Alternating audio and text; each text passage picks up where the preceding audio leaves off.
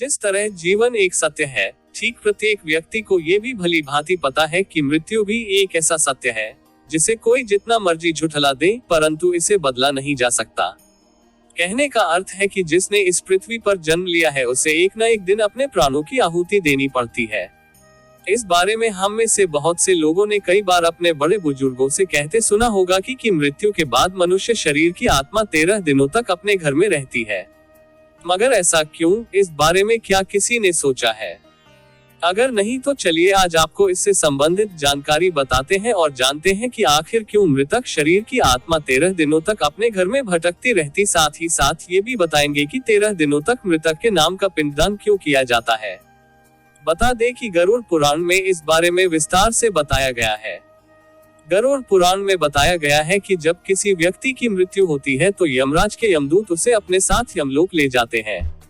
यहाँ उसके अच्छे और बुरे कर्मों का हिसाब होता है और फिर 24 घंटे के अंदर यमदूत उस प्राणी की आत्मा को वापस घर छोड़ जाते हैं। यमदूत के द्वारा आत्मा को वापस छोड़ जाने के बाद मृतक की आत्मा अपने परिजनों के बीच भटकती रहती है और अपने परिजनों को पुकारती रहती है, लेकिन उसकी आवाज को कोई नहीं सुन पाता। यह देखकर मृत व्यक्ति की आत्मा बेचैन हो जाती है और जोर जोर से चिल्लाने लगती है। इसके बाद आत्मा अपने शरीर के अंदर प्रवेश करने की कोशिश करती है, लेकिन यमदूत के पास बंदिश होने के कारण वह मृत शरीर में प्रवेश नहीं कर पाती। इसके अलावा गरुड़ पुराण की माने तो जब यमदूत आत्मा को उसके परिजनों के पास छोड़ जाती है तो उस समय उस आत्मा में इतना बल नहीं होता कि वो यमलोक की यात्रा तय कर पाए। गरुड़ पुराण के अनुसार किसी भी मनुष्य के मृत्यु के बाद जो 10 दिनों तक किया जाता है उससे मृतक आत्मा के विभिन्न अंगों की रचना होती है और जो 11वें और 12वें दिन पिंडदान किया जाता है उससे मृतक आत्मा रूपी शरीर का मांस और त्वचा का निर्माण होता है और जब 13वें दिन 13वीं की जाती है तो उस दिन मृतक के नाम का पिंडदान किया जाता है। उसी से ही वो यमलोक तक की यात्रा तय करते हैं। अर्थात मृत्यु के बाद मृतक के नाम का जो पिंडदान किया जाता है उसी से ही आत्मा को मृत लोक से यमलोक तक यात्रा करने का बल मिलता है।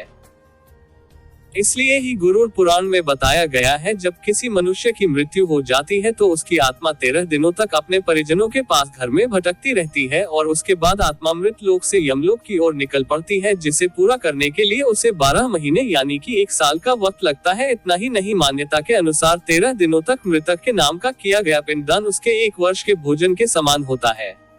इसके अलावा बता दें, अक्सर लोगों के मन में ये सवाल भी जरूर आता है कि अगर किसी मृत व्यक्ति के नाम का पिंडदान नहीं किया गया तो क्या होता है। तो दोस्तों आपको बता दें कि इसका भी वर्णन गरुड़ पुराण में किया गया है। जी हाँ, जिस मृतक व्यक्ति का पिंडदान नहीं किया जाता यमदूत उसे 13वें दिन जबरदस्ती घसीटे हुए यमलोक की ओर ले जाते हैं और मृतक व्यक्ति की आत्मा को इस दौरान काफी कष्ट उठाना पड़ता है। इसलिए हिंदू धर्म में मनुष्य की मृत्यु के बाद 13 दिनों तक पिंडदान करना आवश्यक माना गया है। इसके अलावा आपको बता दें कि 13वें दिन परिजनों के द्वारा मृतक व्यक्ति के नाम का जो भोज करवाया जाता है, अगर वह कर्ज लेकर किया जाए तो मृत व्यक्ति की आत्मा को शांति नहीं मिलती। इतना ही नहीं, गरुड़ पुराण में यह भी बताया गया कि जो व्यक्ति जीवित रहते हुए अच्छे कर्म करता है, मृत्यु के बाद उसकी आत्मा को यात्रा के दौरान यमदूत कोई कष्ट नहीं देते और जो व्यक्ति बुरे कर्म करते हैं उसकी आत्मा को यमदूत यात्रा के दौरान कई यातनाएं देता है और आत्मा को कई कष्ट भोगने पड़ते हैं।